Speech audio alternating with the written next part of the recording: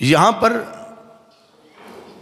پیر سید احمد سعید کاظمی علیہ رحمہ کے حوالے سے میں آپ کے سامنے ایک بات عرض کرنا چاہتا ہوں۔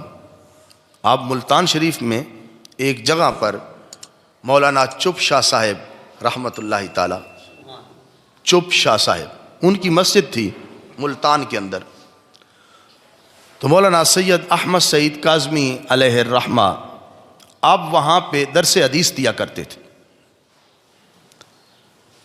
تو ایک غیر مقلد مولوی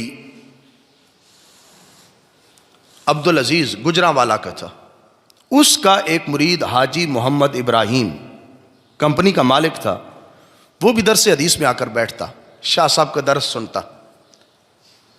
اس کو شاہ صاحب سے عقیدت ہو گئی اور عقیدت مندوں کے اندر وہ بھی شامل ہو گیا۔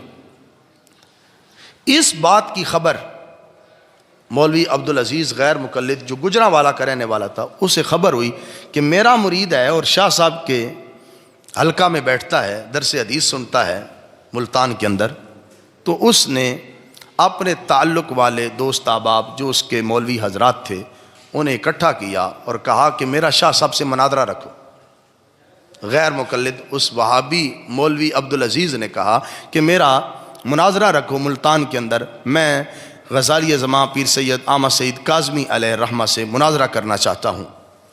تو مناظرہ علم غیب پر طے ہوا، اور وہی مرید جو عبدالعزیز کا تھا حاجی محمد ابراہیم کمپنی والا، اس کے گھر میں یہ مناظرہ رکھا گیا۔ جب اس کے گھر شاہ صاحب مناظرہ کرنے کے لیے پہنچے تو شاہ صاحب نے اپنے مناظرے میں سب سے پہلے مشکات شریف کی حدیث پاک پڑھ کر دلیل دی۔ جو شاہ صاحب کا دعویٰ تھا اس کے مطابق آپ نے دلیل پیش کر دی۔ اب وہ بے ادبی کے اندر اور گستاخی کے اندر پہلے ہی بے لگام تھا، چونکہ آپ کو بھی معلوم ہے اولیاء کرام کے بارے میں ادب ان لوگوں کے پاس نہیں ہے۔ تو اس نے مشکات شریف کے متعلق کہا یہ بے سندی کتاب ہے، اس کی کوئی سند نہیں ہے۔ شاہ صاحب رحمۃ اللہ تعالیٰ نے دوسری کتاب کی طرف توجہ کر لی کہ اگر یہ مشکات شریف کو بے سند کہتا ہے تو پھر میں اس کو ترمذی شریف کا حوالہ دے دیتا ہوں۔ تو آپ نے جامع ترمذی شریف سے حدیث پاک پیش کی، اور یہ وہ کتاب ہے جس کے بارے میں یہ بات موجود ہے، محدثین نے کہا جس گھر کے اندر جامع ترمذی شریف موجود ہو وہاں اللہ کے رسول علیہ السلام خود جلوہ گر ہوتے ہیں۔ بڑی کتاب، بخاری شریف، مسلم، ترمذی، ابو داؤد، ابن ماجہ، نسائی، یہ 6 کتابیں جن کو اصطلاح میں سیاستہ کہتے ہیں۔ تو آپ نے ترمذی شریف سے علم غیب پر دلیل پیش کی، اس نے جامع ترمذی شریف کتاب کو پکڑا اور پھینک دیا۔ شاہ صاحب رحمۃ اللہ تعالیٰ کی آنکھوں سے آنسو آ گئے۔ اس نے سرکار علیہ السلام کے فرمان کی بے ادبی کی، حدیث کی بے ادبی کی۔ تو شاہ صاحب نے کہا تو بے ادب ہے، گستاخ ہے، اب میں تجھ سے مناظرہ نہیں کروں گا، مبالغہ کروں گا۔ مبالغہ کرو، اور مبالغہ کے بارے میں یہ مسئلہ ہے کہ یقینی مسائل کے اندر مبالغہ ہو سکتا ہے، غیر یقینی مسائل میں مبالغہ نہیں ہوتا۔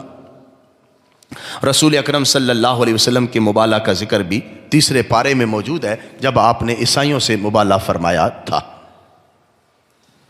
جس میں اہل بیت اطہار حضرت حسنین کریمین ساتھ تھے، سیدہ زہرا رضی اللہ تعالی عنہا ساتھ تھیں، اور سیدنا علی المرتضیٰ رضی اللہ تعالیٰ عنہ آپ ساتھ تھے۔ اور پھر اس راہب نے کہا کہ میں ان کے چہرے کو دیکھ رہا تھا، اگر یہ لوگ ہمارے خلاف دعائے نقصان کر دیتے مبالغہ کے اندر تو پھر دنیا کے اوپر کوئی عیسائی باقی نہ رہتا۔ تو مبالغہ، اس کا ثبوت تو قرآن مجید فرقان حمید میں موجود ہے۔ پیر سید احمد سعید کاظمی علیہ الرحمہ نے جب یہ دیکھا کہ اس نے سرکار کی حدیث کی بے ادبی کی ہے، وہ کتاب جس کے اندر ہزاروں فرمان موجود ہیں سرکار کے، اس نے وہ پھینک دی ہے، تو حضور پیر سید احمد سعید کاظمی علیہ الرحمہ نے کہا مبالغہ کرو۔ دونوں نے ایک کے خلاف دعائے نقصان کی، ایک دوسرے کے خلاف کہا کہ اللہ رب العزت اس کو برباد کرے، ہلاک کرے جو باطل پر ہو، جو حق پر نہ ہو۔ ایک دوسرے کے لیے دعائے نقصان کی. اس نے شاہ صاحب کے خلاف کی اور شاہ صاحب نے اس کے خلاف کی, اور اللہ کی بارگاہ میں قبول تو اسی کی ہونی تھی جو سچا تھا. جب شاہ صاحب رحمۃ اللہ تعالیٰ نے یہ دعائے نقصان کر دی, اب مولوی عبدالعزیز غیر مقلد وہاں سے چلا, گجرانوالہ میں پہنچا, فجر کی نماز اس نے پڑھائی. فجر کی نماز کے بعد درس دینے لگا تو زبان سے لفظ نہیں نکل رہے تھے, منہ سے زبان باہر نکل آئی. اب علاج معالجہ شروع ہو گیا کہ مولوی ہے, بڑا مشہور ہے, زبان سے لفظ نہیں نکل رہے اور زبان لٹک رہی ہے, منہ سے باہر آ چکی ہے. تو ڈاکٹروں سے مشورہ کیا گیا کہ اب اس کا علاج کرو. جو بھی ڈاکٹر اس کیفیت کو دیکھتا وہ کہتا کہ یہ بیماری ہوتی تو علاج ہو جاتا, یہ عذاب الہی ہے لہذا اس کا کوئی علاج نہیں. تو محترم سامعین, حضور سید عالم نور مجسم شفیع معظم صلی اللہ علیہ وسلم کی حدیث کی اگر کوئی شخص بے ادبی کرتا ہے تو رب ذوالجلال اس کو نعمت سے محروم کر دیتا ہے. اگر زبان سے کرے تو زبان سے محروم ہوتا ہے, یا حدیث کے اندر کسی خاص واقعہ کا ذکر ہے جس طرح میں نے ذکر کیا.